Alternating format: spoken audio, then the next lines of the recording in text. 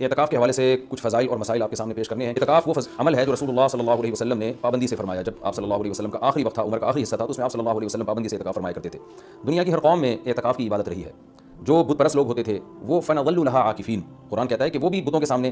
جو ہے وہ ادب سے اور اس خاص قسم کی حیت بنا کے بیٹھ جایا کرتے تھے۔ تو جب اسلام دنیا میں آیا تو اسلام نے ہمیں بتایا کہ ہم نے اگر عبادت کے لیے اپنے آپ کو باؤنڈ کرنا ہے تو ہم صرف اللہ کے لیے کر سکتے ہیں اپنے آپ کو باؤنڈ، اور وہ بھی مسجد کے اندر۔ تو نبی صلی اللہ علیہ وسلم نے مسجد میں اعتکاف فرمایا۔ اس وقت سے لے کے آج تک امت آپ صلی اللہ علیہ وسلم کے اس عمل کو فالو کر رہی ہے۔ اس کی فضیلت کیا ہے؟ رسول اللہ صلی اللہ علیہ وسلم نے فرمایا ایک دن کا اعتکاف، بشرطے کہ اخلاص کے ساتھ ہو، ایک دن کا اعتکاف آپ نے فرمایا انسان کو جہنم کی آگ سے ایسے دور کر دیتا ہے جیسے زمین اور آسمان کے جیسے فاصلہ ہے۔ تو اس عبادت کا بنیادی مقصد یہ ہے کہ انسان پورے سال دنیا کے کاموں میں مشغول رہتا ہے، وہ سال میں کچھ دن اللہ کے لیے نکالے۔ جیسے کوئی شخص ہجرت کرتا ہے اللہ کے لیے، اپنے گھر بار کو چھوڑتا ہے، تو معتکف بھی ایک نوعیت کی ہجرت کرتا ہے۔ وہ اپنے بیوی بچوں کو، اپنے اہل و عیال کو، اپنے رشتہ داروں کو چھوڑ چھاڑ کے اللہ کی گھر میں اور مسجد میں آ کے وہ پڑ جاتا ہے۔ تو اللہ کو یہ عمل بہت محبوب لگتا ہے کہ اتنی مصروفیتوں میں جب لوگ دنیا کی گہما گہمیوں میں مبتلا ہیں، کوئی شخص میری خاطر سب کچھ چھوڑ چھاڑ کے میرے گھر میں آ کے پڑ جاتا ہے کہ اللہ جب تک تو مجھے معاف نہیں کرے گا، جب تک تو مجھے سیدھے راستے پہ چلنے کی توفیق نہیں عطا فرمائے گا، گویا میں تیرا در چھوڑوں گا نہیں۔ تو اللہ کو یہ عمل بہت محبوب ہے، اور پچھلی امتوں میں بھی کسی نہ کسی درجے میں یہ عمل مختلف شکلوں میں مشہور رہا ہے۔ آپ صلی اللہ علیہ وسلم نے اس کی فضیلت بھی بیان کی، اور فقہاء کرام نے قرآن و سنت ہی سے اعتکاف کے مسائل بھی نکالے۔ تو اعتکاف کی سب سے بڑی فضیلت کیا ہے؟ ایک تو وہ فضیلت کہ جو حدیث میں بیان کی کہ مشرق اور مغرب میں جو فاصلہ اور آسمان اور زمین میں جو فاصلہ ہے، اتنا اللہ تعالیٰ جہنم کی آگ سے انسان کو دور کر دیتے ہیں۔ دوسری فضیلت اعتکاف کی کہ اس میں ہم آپ صلی اللہ علیہ وسلم کی ایک سنت کو فالو کر رہے ہوتے ہیں، جو کام نبی نے کیا ہم وہ کر رہے ہوتے ہیں۔ قرآن کہتا ہے لقد کان لکم فی رسول اللہ اسوۃ حسنہ، تمہارے لیے محمد صلی اللہ علیہ وسلم کے عمل میں اسوہ حسنہ ایک اچھا نمونہ ہے، جیسے انہوں نے زندگی گزاری تم بھی ایسا کرو۔ تو نبی صلی اللہ علیہ وسلم کی سنت اسے زندہ ہوتی ہے۔ دوسری فضیلت، تیسرا فائدہ اعتکاف میں کیا ہوتا ہے کہ آپ 10 دن جب مسجد کے ماحول میں گزارتے ہیں، مسجد کی ایک روحانیت ہوتی ہے، مسجد گناہوں سے پاک جگہ ہے، تو اس کچھ بھی نہ کریں، اس روحانیت کے اثرات آپ کے دل کے اندر جذب ہوتے ہیں، لاشعوری طور پر آپ کا دل اندر سے تبدیل ہوتا ہے۔ یہ اعتکاف کا تیسرا فائدہ۔ چوتھا فائدہ، آپ کو 10 دنوں تک باجماعت نماز پڑھنے کی توفیق ملتی ہے، آپ کو مسجد میں عبادت کی توفیق ملتی ہے، فارغ علماء کے بیانات سننے کی آپ کو توفیق ملتی ہے۔ یہ ایک بہت بڑا فائدہ ہے اعتکاف کا۔ اور سب سے بڑا فائدہ کیا جو حدیث میں بھی منقول ہے، اور آپ صلی اللہ علیہ وسلم نے اعتکاف کی مشروعیت کی وجہ یہ بھی بیان کی ہے کہ اس سے انسان کو لیلۃ القدر نصیب ہوتی ہے۔ آپ صلی اللہ علیہ وسلم لیلۃ القدر کی رات کی تلاش میں بھی اعتکاف فرمایا کرتے تھے، 10 دنوں کے لیے مسجد میں آ کے بیٹھ جایا کرتے تھے۔ تو معتکف کو یقینی طور پر لیلۃ القدر کی رات ملتی ہے، بالفرض اگر وہ سوتے ہوئے بھی لیلۃ القدر کی رات گزر جائے اور اسے عبادت نہ ہو سکے تو کم از کم اعتکاف والی عبادت تو اس کو لیلۃ القدر میں ملے گی۔ وہ قیامت کے دن یہ تو کہہ سکتا ہے اے اللہ لیلۃ القدر کی رات میں نے کوئی عبادت نہیں کی، لیکن اعتکاف والی عبادت مجھ سے ہوئی ہے اس لیے کہ میں مسجد کے اندر موجود تھا۔ تو اعتکاف والے حضرات کو چاہیے کہ اعتکاف میں اگر آپ کچھ نہیں بھی کرتے، صرف فرض نماز پر اکتفا کرتے ہیں، تو آپ کو اعتکاف کا پھر بھی ثواب ملے گا۔ لیکن یہ جب اللہ کی طرف سے اتنا بہترین پیکیج آپ کو ملا ہوا ہے، آپ فارغ بھی ہیں، رمضان کا آخری عشرہ بھی ہے، اپنے آپ کو آپ نے باؤنڈ کیا ہوا ہے مسجد میں، تو سو کے یہ وقت گزار دینا یہ بہت بڑے اجر سے محرومی کا ذریعہ ہے۔ اس لیے معتکف کو اپنا وقت زیادہ سے زیادہ عبادت میں، تلاوت میں، نماز میں، دعاؤں میں لگانا چاہیے۔ اعتکاف میں انسان کی دعائیں بہت قبول ہوتی ہیں، تو رات کا آخری حصہ بھی ہو اور رمضان کا آخری عشرہ بھی ہو اور اعتکاف کی حالت بھی ہو، تو اتنے یعنی دعا کی قبولیت کا اس سے بڑا سبب کوئی ہو نہیں سکتا۔ تو معتکفین حضرات کو راتوں کے آخری حصے میں دعاؤں کا بہت زیادہ اہتمام کرنا چاہیے، اور معتکف کو چاہیے کہ رمضان کا یہ جو آخری عشرہ آپ نے اعتکاف کے لیے سلیکٹ کیا ہے، تو اس میں صرف اعتکاف برائے اعتکاف نہ ہو، بلکہ ایک ورک شاپ ہونی چاہیے جس میں آپ یہ نیت کریں کہ میں جب مسجد سے نکلوں گا تو میں مکمل چینج ہو چکا ہوں گا۔ اگر آپ کی داڑھی نہیں ہے، آپ اعتکاف میں نیت کریں میں داڑھی کٹانے سے توبہ کروں گا۔ اگر آپ سود کھاتے ہیں، آپ نیت کریں میں 10 دن ایسے گزاروں گا کہ جب میں باہر نکلوں تو میں سود سے توبہ کر چکا ہوں۔ اگر بدنظری کی عادت ہے، آپ 10 دن اعتکاف میں اللہ سے دعا مانگیں کہ مجھ سے بدنظری چھوٹ جائے، اور یہ نیت کریں کہ میں اعتکاف میں نکلنے سے پہلے اس لعنت سے توبہ کر چکا ہوں گا۔ اگر آپ کو دھوکہ دینے کی عادت ہے، بد اخلاقی کی عادت ہے، ماں باپ کا دل دکھانے کی عادت ہے، بیوی کا حقوق نہیں ادا کر رہے، بچوں کے ساتھ رحمت والا معاملہ نہیں کر رہے، اخلاق خراب ہے آپ کے، ان تمام بیماریوں سے اور ان تمام گناہوں سے توبہ کا فیصلہ کریں۔ بلکہ میں تو یہاں تک معتکفین کو کہتا ہوں، جو میں نے علماء سے سنا ہے کہ اعتکاف میں جس دن بیٹھیں سب سے پہلا کام آپ یہ کریں کہ اپنے گناہوں کی ایک لسٹ بنا لیں کہ بھائی میرے اندر یہ گناہ ہے، نماز قضا کر دیتا ہوں، میں شراب پیتا ہوں، میں بدنظری کرتا ہوں، یا میں اللہ نہ کرے اور کوئی بڑا جرم کر رہا ہوں، تو سارے جرائم کی لسٹ بنائیں اور پھر آپ یہ نیت کریں اور وہ پرچی اللہ کے سامنے دعا میں رکھا کریں، اللہ یہ میرے جرائم ہے تو مجھے ان سے توبہ کرنے کی توفیق دے دے۔ تو پھر وہ اعتکاف حقیقت میں آپ کا اعتکاف بنے گا۔ اور میں نے اپنی زندگی میں دیکھا ہے کہ جنہوں نے صحیح طرح سے اعتکاف کیا ان کی زندگیاں ہمیشہ کے لیے تبدیل ہو گئی۔ اکثر توبہ کرنے والے وہ ہوتے ہیں جو اعتکاف میں جا کر ان کو توبہ کی توفیق ملتی ہے۔ یہ بہت بڑی عبادت ہے، اس کا اہتمام کرنا چاہیے۔ دوسری بات، پہلے دن سے اپنا عبادت کا کوئی اسکیجول بنا لینا چاہیے۔ ایسا نہ ہو کہ آپ آگے بیٹھ گئے، اب سوچنے میں 3 دن گزار دیں گے کہ آپ نے کرنا کیا ہے۔ تو اپنا ایک اسکیجول بنائیں کہ بھائی تہجد کی تراویح کی تو پابندی کرنی ہے، تہجد کتنی پڑھنی ہے اور کتنے پارے اس میں پڑھنے ہیں، یا کتنی مقدار میں تلاوت اس میں کرنی ہے، تسبیحات کتنی کرنی ہے، کون سی کرنی ہے، دعا کس وقت مانگنی ہے، کتنی دیر مانگنی ہے، یہ پورا ایک اسکیجول پہلے سے ہونا چاہیے آپ کا۔ کھانے پینے کی ترتیب تو پہلے دن بن جاتی ہے کہ سحری کون لے کر آئے گا، افطاری کون لے کر آئے گا، اور رات کا کھانا کون لے کر آئے گا، اور چائے کب پینی اور کون کس وقت لے کر آئے گا، یہ تو ترتیبیں پوری بن جاتی ہیں۔ تو یہ تو آپ باہر بھی کر سکتے تھے یہ کام، اعتکاف تو عبادت کے لیے ہے، تو عبادت کی ترتیب بنانا یہ چائے اور کھانے پینے کی اور پکوڑے اور سموسوں کی ترتیب سے زیادہ ضروری ہے اعتکاف میں۔ تو شروع میں اس کا اسکیجول بنا لینا چاہیے۔ اس بارے میں کچھ مسائل بھی ہیں کہ اعتکاف کن چیزوں سے ٹوٹتا ہے۔ پہلی بات تو یہ کہ اگر آپ کا روزہ ٹوٹ گیا تو اعتکاف بھی خود بخود ٹوٹ جائے گا۔ اعتکاف جب بھی ٹوٹے گا تو قضا 1 دن کی ہوتی ہے اس کی۔ جیسے کسی کا اعتکاف ٹوٹ گیا تو وہ اگلے ہی دن مغرب سے پہلے قضا کی نیت کر لے، اور یہ نیت کرے کہ میں جو آج اعتکاف ٹوٹا ہے اس کی میں قضا کر رہا ہوں، کیونکہ وہ سنت اعتکاف تو اب اس کا ختم ہو جائے گا، وہ ایک قضا اعتکاف کرے اور پھر آگے نفلی اعتکاف کی نیت سے مزید دن اگر باقی ہیں تو مسجد میں بیٹھ جائے، تو وہ 24 گھنٹے روزے کے ساتھ قضا اعتکاف کی نیت کر لے گا، یعنی 24 گھنٹے اعتکاف ہوگا اور روزے کے ساتھ، روزہ جو صبح صادق سے غروب آفتاب تک ہوتا ہے۔ کن چیزوں سے اعتکاف ٹوٹتا ہے میں اس پہ تذکرہ کر رہا تھا۔ ایک، روزہ اگر ٹوٹ گیا تو اعتکاف بھی ٹوٹ جائے گا۔ دوسرا، بلا شرعی عذر اگر آپ مسجد سے باہر نکل گئے تو آپ کا اعتکاف ٹوٹ جائے گا۔ شرعی عذر کیا ہے؟ شرعی عذر ہے سب سے پہلے قضاء حاجت ہے۔ قضاء حاجت کے لیے آپ جا سکتے ہیں اور اس دوران چلتے چلتے باتیں بھی کر سکتے ہیں، رک کے آپ باتیں نہیں کر سکتے۔ آپ واش روم تک پہنچے، پتہ چلا جی واش روم کا دروازہ بند ہے، کوئی پہلے سے وہاں موجود ہے، تو آپ اس کے انتظار میں وہیں کھڑے رہ سکتے ہیں، اس سے اعتکاف نہیں ٹوٹتا۔ وہاں کھڑے کھڑے آپ کسی سے موبائل پہ بھی بات کر سکتے ہیں، آپس میں بھی بات کر سکتے ہیں۔ ہاں، بندہ باہر نکل آیا اور پھر بھی آپ موبائل پہ لگے ہوئے ہیں تو آپ کا اعتکاف ٹوٹ جائے گا، کیونکہ اب یہ آپ کا کھڑا ہونا یہ شرعی عذر کے بغیر ہے۔ وضو کے لیے آپ جا سکتے ہیں،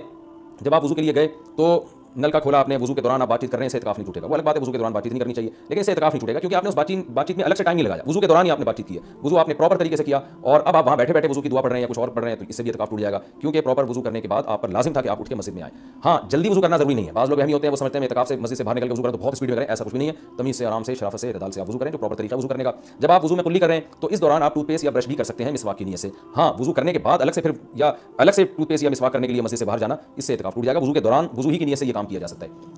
تو اس سے اعتکاف نہیں ٹوٹے گا۔ اسی طرح اگر کسی کے لیے گھر سے کھانے پینے کا انتظام نہیں ہو رہا، اگر کوئی لا کے دینے والا نہیں ہے تو وہ مجبوراً کھانا کھانے کے لیے بھی باہر جا سکتا ہے، کیونکہ یہ کھانا بھی انسان کی بنیادی ضرورتوں میں سے، آپ ہوٹل سے کھانا خریدنے کے لیے مجبوری میں جا سکتے ہیں اور لا سکتے ہیں۔ غسل کے لیے، فرض غسل کے لیے تو اعتکاف سے باہر نکلنا بالکل جائز ہے۔ سنت غسل کے لیے جو راجح قول ہے، جو دلیل کے لحاظ سے قوی ہے، اس کے مطابق سنت غسل کے لیے آپ اعتکاف کے لیے مسجد سے باہر نہیں جا سکتے، چاہے جمعہ کا دن ہو یا کوئی بھی دن ہو۔ راجح قول بہرحال جمہور کا قول یہی ہے، اگرچہ کچھ علماء دوسرے قول کے بھی قائل ہیں، لیکن جو راجح قول ہے، جو جمہور کا قول ہے، جس پہ فتویٰ اب تک دیا جاتا رہا ہے، وہ یہی ہے کہ آپ غسل نہیں کر سکتے۔ ہاں، یہ ضرور ہے کہ اگر آپ واش روم میں گئے اور وہاں کوئی غسل کا بھی انتظام ہے، جیسے اٹیچ باتھ روم ہوتے ہیں، تو جتنی دیر میں وضو کرنے میں ٹائم لگتا ہے اتنی دیر میں آپ اگر غسل کر لیتے ہیں تو آپ کا اعتکاف نہیں ٹوٹے گا، اور ظاہر ہے یہ جب بھی ہوگا جب بغیر صابن کے آپ غسل کریں، جلدی جلدی کپڑے اتار کے بس پانی بہائیں، جتنی دیر میں وضو کرتے ہیں اتنی دیر میں، تو وضو ہی کی نیت سے آپ غسل بھی کر لیں تو پھر اعتکاف نہیں ٹوٹے گا، لیکن اگر آپ نے ٹائم لگا لیا تو ٹوٹ جائے گا۔ گرمیوں میں بہت بڑی پرابلم ہو جاتی ہے، پسینے کی بدبو لوگوں میں آ رہی ہوتی ہے، تو ایسے موقع پر اگر کوئی مسجد میں ایسا انتظام کر لیا جائے کہ مسجد ہی میں کوئی ایسا ٹب ہو جہاں بیٹھ کے کوئی نہا لے اور مسجد گندی نہ ہو، تو اس کی بھی گنجائش ہے، یا صرف سر دھو لے، اور سر تو دھویا جا سکتا ہے، آپ مسجد سے سر تھوڑا سا باہر کریں اور پھر کوئی شخص پانی ڈال کے یا خود ہی آپ پانی ڈال کے اپنے سر کو دھو لیں صابن سے، تو یہ بھی جائز ہے۔ پاؤں آپ کے مسجد کے اندر رہنے چاہیے، پاؤں اگر مسجد سے باہر نکل گئے تو اعتکاف ٹوٹے گا، پاؤں اگر مسجد کے اندر ہیں تو اعتکاف نہیں ٹوٹتا۔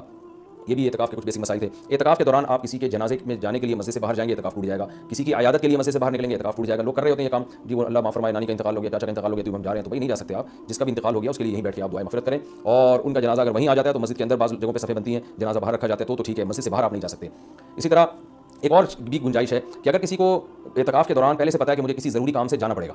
تو وہ مستثنا بھی کر سکتا ہے، یعنی اعتکاف میں بیٹھنے سے پہلے وہ یہ نیت کر لے کہ فلاں دن اتنے ٹائم تک کا جو وقت ہے میں اعتکاف سے خارج کر رہا ہوں، تو وہ فلاں دن جب آئے گا تو وہ مخصوص ٹائم اس کا اعتکاف میں داخل ہی نہیں ہوگا، تو اس دوران وہ مسجد سے باہر جا سکے گا، اس کا اعتکاف نہیں ٹوٹے گا۔ یا وہ یہ کہہ لے کہ جیسے کسی نے پیپر دینا ہے تو یہ نیت کرے کہ بھائی میں اعتکاف میں تو بیٹھ رہا ہوں، لیکن میرا ایم اے اسلامیات کا یا میرا اکنامکس کا پیپر ہے، تو میں جب پیپر کا ٹائم ہوگا تو میں جاؤں گا پیپر دینے کے لیے اور پیپر دے کے فوراً واپس آ جاؤں گا، تو پہلے سے جو نیت کر لے گا تو اس میں وہ ٹائم اعتکاف میں داخل ہی نہیں ہوگا اور اس عمل کی وجہ سے اس کا اعتکاف ٹوٹے گا نہیں۔ البتہ سنت بہرحال یہی ہے کہ پراپر 10 دن تک مسلسل اعتکاف کیا جائے۔ تو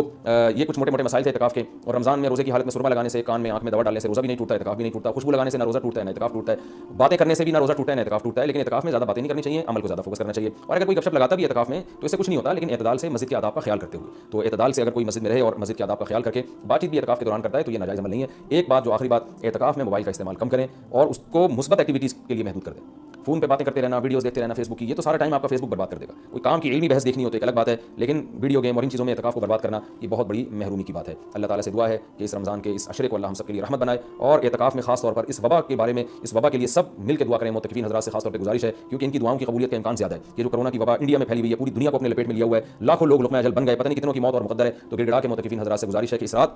اللہ سے دعا مانگے، خاص طور پہ ختم قرآن کے موقع پر خوب اللہ سے دعا مانگے کہ اللہ اس وبا کو انسانیت سے دور کر دے اور اس وبا سے ہونے والی تباہی سے اللہ ہم سب کو بچا لے۔ ہم کمزور ہیں اور ہمارے ایمان بھی کمزور، ہمارے جسم بھی کمزور، تو ہم صبر والی زندگی نہیں مانگتے کہ آزمائشیں آئیں اور صبر کریں، بلکہ ہم اللہ سے شکر والی زندگی مانگتے ہیں، اللہ تو ہمیں نعمت دے اور شکر کی توفیق دے۔ ہاں، اگر کوئی مصیبت مقدر میں ہے ہی تو اللہ ہمیں صبر کی توفیق دے، لیکن اللہ ہم سے مصیبتوں کو دور کر لے۔ خواتین کے گھروں میں اعتکاف سے متعلق مسائل میں انشاءاللہ مختصر الفاظ میں بیان کروں گا، کیونکہ رمضان 1441 ہجری اور مئی 2020 کا اعتکاف شروع ہونے والا ہے، تو خیال ہوا کہ اس بارے میں کچھ اہم مسائل بیان کر دیے جائیں۔ سب سے پہلے تو یہ بڑا اختلافی مسئلہ چلتا ہے کہ خواتین کے لیے گھر میں اعتکاف کرنا جائز بھی ہے یا نہیں ہے، تو اس اختلاف کو بھی میں بہت ہی مختصر انداز میں بیان کروں گا۔ بہت سے فقہا کے نزدیک خواتین کے لیے گھر میں اعتکاف جائز نہیں ہے، ان کی دلیل قرآن کی آیت ہے وَأَنْتُمْ عَاكِفُونَ فِي الْمَسَاجِدِ، کہ قرآن مسجدوں میں اعتکاف کا تذکرہ کرتا ہے، اور رسول اللہ صلی اللہ علیہ وسلم نے بھی ہمیشہ مسجد نبوی ہی میں اعتکاف کیا ہے، تو اور اس بارے میں ہمیں کوئی دلیل الگ سے نہیں ملتی کہ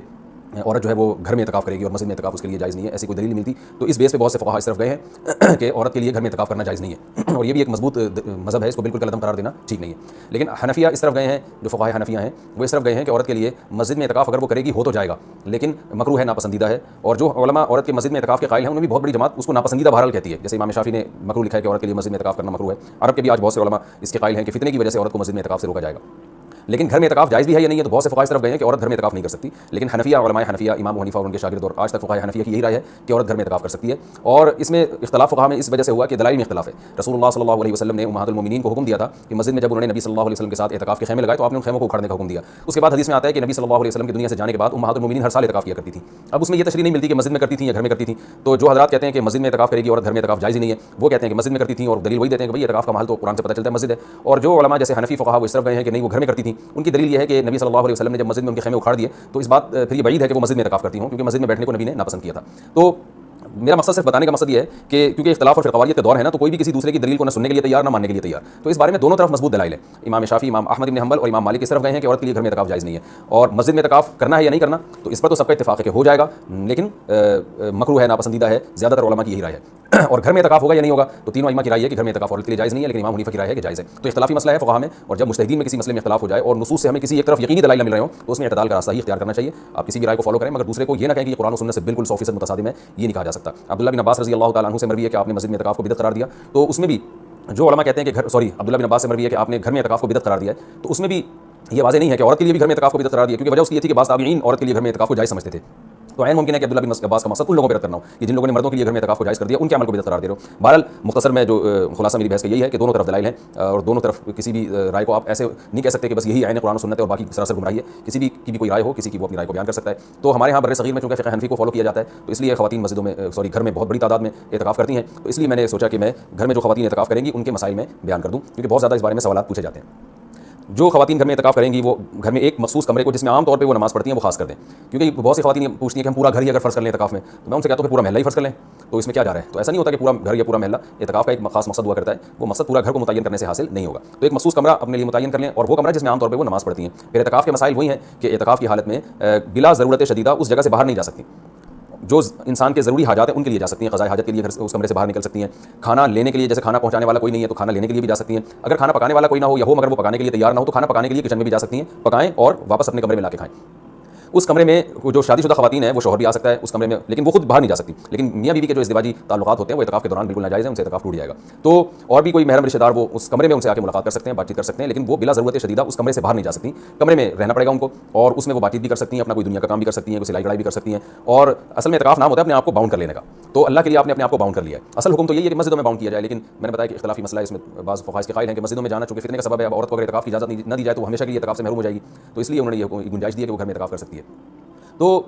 اپنے آپ کو اس جگہ باؤنڈ کریں، زیادہ کوشش کریں کہ زیادہ سے زیادہ ٹائم ان کا عبادت میں گزرے۔ تو مجبوری کے تحت گھر سے باہر اس کمرے سے باہر نکلا جا سکتا ہے، اور اس کمرے میں کوئی بھی جا کے جو بھی محرم ہے ان کے پاس بیٹھ سکتا ہے، بات چیت کر سکتا ہے۔ بچے بھی آ سکتے ہیں وہاں پہ، ان بچوں کی کوئی خدمت کرنی ہو، جیسے ان کو کھلانا ہو، ان کو پڑھانا ہو، وہ اس کمرے میں بیٹھ کے خواتین کر سکتی ہیں جو اعتکاف میں بیٹھی ہوئی ہیں۔ اچھا، روزہ اعتکاف کے ساتھ ضروری ہے، اگر روزہ ٹوٹ گیا تو اعتکاف بھی ٹوٹ جائے گا، اس لیے جن خواتین کو اعتکاف کے ایام میں مینسز آ جاتے ہیں تو ان کا روزہ بھی ٹوٹے گا، ساتھ ساتھ اعتکاف بھی ٹوٹ جائے گا۔ تو خواتین جب 10 دن کا اعتکاف کریں تو اس بات کا اہتمام کریں، ان کو اپنی تاریخیں معلوم ہو اور ان کو یہ اطمینان ہو کہ ان 10 دنوں میں وہ باقی کے ایام میں رہیں گی، ان کو جو مینسز ہیں وہ جاری نہیں ہوں گے، تو اس بات کا پہلے اہتمام کریں۔ جن خواتین کا یہ خیال ہے کہ ان کو مینسز آ سکتے ہیں وہ اعتکاف میں نہ بیٹھیں یا نفلی اعتکاف کر لیں۔ تو سنت اعتکاف کے لیے طہارت بھی شرط ہے، کیونکہ اس میں روزہ ضروری ہے سنت اعتکاف کے لیے۔